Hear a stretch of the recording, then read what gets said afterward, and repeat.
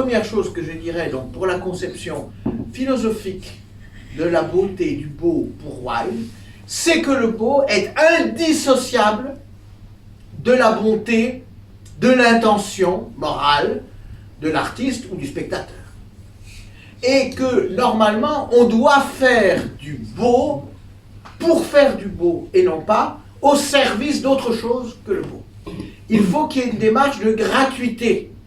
Alors on retrouve évidemment quoi? Pour l'art de Gautier. Exactement, le Parnasse. Oui. C'est toute cette tradition du Parnasse, cette idée que la beauté d'un poème, par exemple, n'est absolument pas mesurée à son caractère édifiant, premièrement, mais deuxièmement, on profane d'une certaine façon une œuvre en faisant une œuvre pour autre chose qu'elle-même.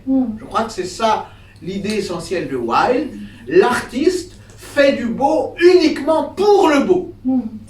Alors je reviens à la deuxième conception qui va peut-être aussi rejoindre un peu ce qui a été dit par le premier intervenant, Fazayouk. C'est que malgré tout, chez Wilde, il y a chez lui cette idée que la beauté, je dirais pas comme Dostoïevski, la beauté sauvera le monde, mais il y a quelque chose de semblable. C'est-à-dire que l'expérience esthétique est quand même une transfiguration profonde. Nous devenons ce que l'on est par le beau, y compris par l'élégance, qui est déjà une première forme de beauté. Mais parce qu'on fait aussi de sa vie une œuvre d'art. On retrouve cette thématique chez Nietzsche. C'est-à-dire en faisant, non pas une œuvre d'abord bonne, c'est-à-dire conforme aux valeurs morales, mais quelque chose qui est beau. Alors vous allez dire, oui, mais qu'est-ce que c'est que le beau? On n'est pas beaucoup plus avancé, si j'ose dire. Est-ce que le beau, c'est ce qui nous plaît, c'est ce qui fait impression?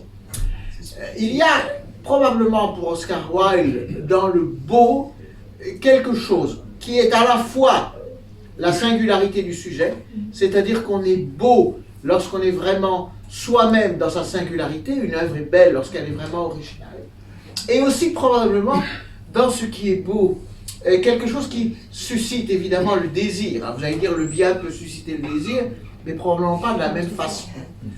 C'est que le beau, probablement pour Oscar Wilde, est la manifestation d'une qualité invisible de l'être, de quelque chose. Alors on retrouve ça chez Nietzsche, d'où la raison pour laquelle chez Nietzsche, par exemple, la musique est si importante. Pourquoi? Parce que la musique n'est pas visible, n'est pas aussi palpable que les autres arts.